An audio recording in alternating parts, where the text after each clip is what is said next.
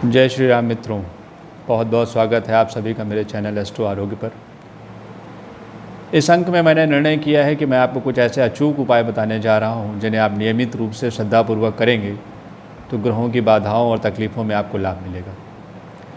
यूँ तो ग्रहों की बाधा और तकलीफ़ों के लिए सबसे अच्छा उपाय होता है उनका मंत्र जाप करना, लेकिन आज के युग में समय के अभाव में और जीवन शैली हमारी कुछ ऐसी हो गई है कि हम उतनी शुद्धता का, नियमों का पालन कर नहीं पाते, इसलिए मंत्रों का जो परिणाम मिलना चाहिए वो मिलता नहीं। दूसरा उपाय रत्नों का भी है। रत्न बाज़ार में, हालांकि रत्न उपयोगी हैं, लेकिन डुप्लीकेसी इतनी ज़्यादा है कि अच्छे अच्छे जौहरी भी धोखा खा जाते हैं। तो ऐसे में फिर आम आदमी की बात ही क्या है। इसीलिए मैं रत्नों को सजेस्ट करने से थोड़ा बचता हूँ। व्यक्तिगत तौर पर जो भी मेरे पास सलाह के लिए आता है, मैं रत्नों को सजेस्ट करने से बचता हूँ।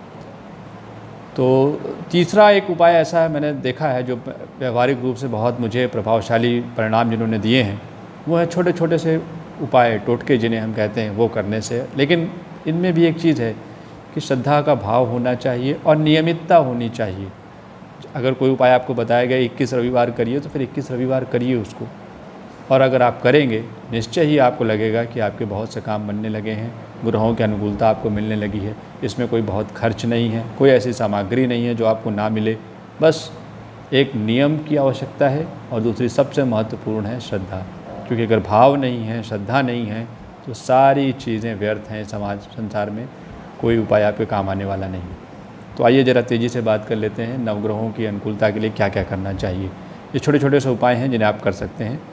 अगर मैं सबसे पहले ग्रहराज सूर्य की बात करूं, और अगर आपको किसी ने बताया हो कि आपको सूर्य पीड़ा दे रहे हैं, सूर्य कुंडली में कमज़ोर हैं, ऐसी स्थितियां हैं, तो एक बड़ा ही शानदार उपाय है।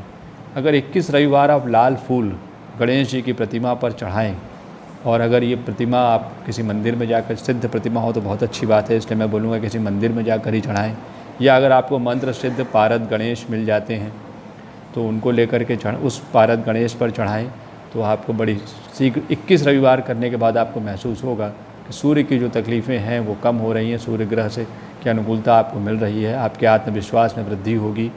अगर आप सरकारी नौकरी में हैं तो आपकी नौकरी की बाधाएं दूर होंगी, सरकार, बड़े अधिकारियों की कृपा आपको प्राप्त होगी। कुल मिलाकर सूर्य की अनुकूलता आपको निश्चय ही प्राप्त होगी। अब चंद्रदेव की बात की जाए, अगर चंद्रदेव की अनुकूलता प्राप्त करना है, अगर कुंडली में चंद्रमा कमज़ोर हैं, तो उस स्थिति में एक बड़ा सरल सा उपाय है। अगर आप इसे करें तो निश्चय ही आपको कुछ दिनों में महसूस होगा कि चंद्रमा की पूरी अनुकूलता आपको मिल रही है।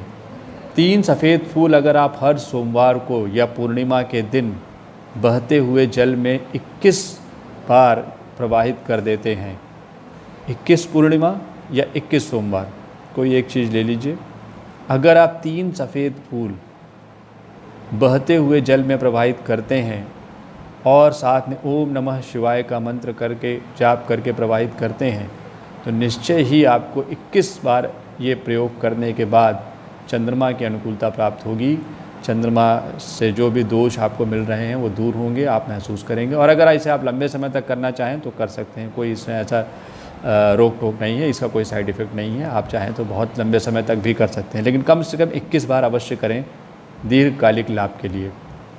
अब बात कर लें कुछ ऐसे, मैं ऐसे कुछ उपाय भी बता देता हूँ जिनमें एक से ज़्यादा ग्रहों की अनुकूलता आपको मिलेगी, और ये बहुत छोटे छोटे सरल उपाय हैं जिनको हम दैनिक जीवन में बड़े आराम से कर सकते हैं। जैसे गाय को अगर आप पहली रोटी घी और गुड़ के साथ दें, मान लीजिए आप सुबह रोटी बना रहे हैं, घर में रोटी बन गई, गाय नहीं मिली, तो कोई बात नहीं है, वो रोटी को निकाल के अलग रख दीजिए, उसको कोई खाए ना। जो पहली रोटी बनी है उसे कोई ना खाए, उस पर घी लगा दीजिए, थोड़ा सा गुड़ लगा दीजिए। जब भी गाय मिलती है, शाम को, सुबह, रात में, जब भी आपको गाय दिख जाए तो उसे अगर आप वो रोटी खिला दें और इस प्रक्रिया को आप नियमित करें, तो शुक्र और मंगल ग्रह की अनुकूलता आपको मिलना शुरू हो, क्योंकि गाय को शुक्र का प्रतिनिधि माना गया और शुक्र भौतिक सुख संपत्ति के कारक हैं। गुड़ मंगल का प्रतिनिधित्व करता है, और अगर गुड़ गाय खाएगी तो घी के साथ, घी भी शुक्र का ही प्रतिनिधित्व करता है, तो शुक्र और मंगल दोनों की अनुकूलता आपको प्राप्त होगी, और दोनों ग्रहों की अनुकूलता प्राप्त होने से भौतिक सुख सुविधाएं मिलेंगी, गृहस्थ सुख में अनुकूलता आएगी। अगर जो मांगलिक दोष से पीड़ित हैं उनके लिए भी लाभदायक है, जो शुक्र जिनकी कुंडली में कमज़ोर है उनके लिए भी लाभदायक है। अब अगर एक छोटा सा उपाय और मैं बता रहा हूँ, जैसे चींटियों को आप शक्कर मिला हुआ आटा, लोग कहते हैं चींटियों को आटा डालिए, सिर्फ आटा डालने से बात नहीं बनेगी, क्योंकि आटे से में अगर थोड़ा शक्कर मिला देंगे तो वो उसे खाएंगी भी, वो उसे कलेक्ट भी करेंगी, तो शनि और चंद्रमा के दोष दूर हो जाते हैं। देखिए शनि और चंद्रमा को कैसे जोड़ा गया है वो समझिए। शनि ग्रह चींटियों के गुण के समान, जैसे चींटियाँ निरंतर वर्कहोलिक होती हैं, काम करती रहती हैं, वही टेंडेंसी शनि ग्रह की भी है। वो भी निरंतर धीमी गति से चलते रहते हैं और चरैवैती के सिद्धांत में विश्वास करते हैं। तो चींटियों को कहीं ना कहीं शनि ग्रह से जोड़ा गया है। और आटा और शक्कर दोनों चीज़ें चंद्रमा से जुड़ी हुई हैं। अगर किसी की कुंडली में शनि चंद्रमा की युति है और मानसिक पीड़ाएँ हैं, साइकोलॉजिकल डिसऑर्डर है, तो ये उपाय उसके लिए एक वरदान है। लेकिन नियमित करना है, रोज़ करना है और लंबे समय तक करना है। निश्चय ही आपको शनि और चंद्रमा की जो प्रतिकूल परिस्थितियां हैं उनमें लाभ मिलेगा। अब एक उपाय मैं बता रहा हूँ आपको, अगर आटे की गोलियों को आप मछलियों को खिलाएं तो आपको राहु चंद्रमा की युति का जो दुष्परिणाम है उससे आप बच सकते हैं। अगर आपकी कुंडली में राहु और चंद्रमा दोनों मिलकर के कोई दुष्परिणाम दे रहे हैं, मानसिक तनाव दे रहे हैं, कष्ट दे रहे हैं, घर बनने में बाधा आ रही, इस तरह की स्थितियां हैं, तो ये उपाय करें, आटे की गोलियों को मछलियों को खिलाएं। दरअसल आटा और मछलियाँ, आटा तो चंद्रमा से जुड़ गया, मछलियाँ जो हैं वो राहु का प्रतिनिधित्व करती हैं और उनको खिलाने से आपको राहु और चंद्रमा के दोष दूर होंगे, ये निश्चित है। लेकिन ये उपाय भी वही है बात है कि लंबे समय तक करना। अब ये 2-4 दिन करके छोड़ दिया तो कुछ होने वाला नहीं है, कम से कम साल भर 6 महीने करें, फिर आपको उसके सुपरिणाम मिलेंगे।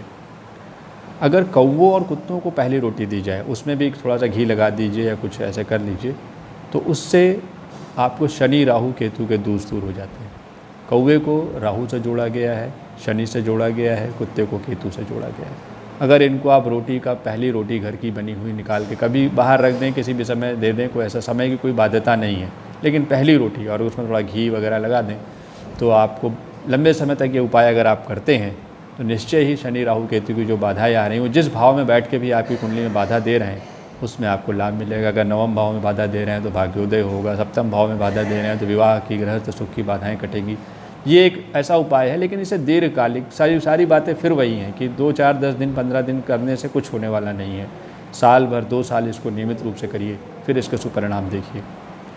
अब अगर जैसे चने की दाल है, चने की दाल को आप प्रत्येक गुरुवार थोड़ी मात्रा में, इतनी मात्रा में कि 2-4 लोग खा सकें, 1.25 पाव, एक आइडियल बात कही जाती है, 1.25 पाव ले लीजिए। उसको अगर आप किसी ब्राह्मण को दे दें, ज़रूरतमंद ब्राह्मण को, या मान लीजिए ब्राह्मण नहीं मिल रहा है या कोई ऐसी परिस्थितियां हैं, तो आप किसी गरीब व्यक्ति को दे दें या किसी मंदिर में रख दें, जाके दान कर दें, तो निश्चय ही देवगुरु बृहस्पति के दोष आप ही को, जो लोग पीलिया से पीड़ित हो जाते हैं, बार बार उनका लीवर खराब रहता है और इस तरह की दिक्कतें आती हैं, तो ये लीवर की खराबी एक संकेत है कि देवगुरु बृहस्पति कुंडली में कहीं अनुकूल नहीं है। या अगर ज्योतिषी ने आपको बताया है कि देवगुरु बृहस्पति आपको कष्ट दे रहे हैं, पुखराज पहनिए, ये कहनिए, और पुखराज आप अफोर्ड नहीं कर पा रहे हैं, तो ये एक सरल सा उपाय है।